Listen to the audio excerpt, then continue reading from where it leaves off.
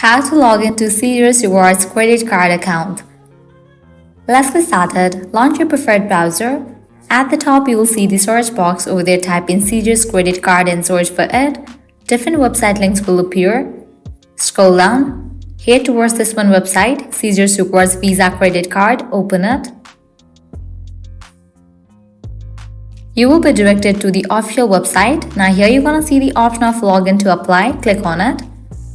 Now from here you can easily get access to your account. All you have to do is provide your credentials. So go ahead and fill this. Firstly, type in your username or Caesars Rewards. Then type in the password. If you have any issue logging into your account, you can click on this option and get the help. Once you fill this, click on sign in, and just with that you will be logged into your account. If you haven't registered for your account yet, click on this option, activate your online Caesars Rewards.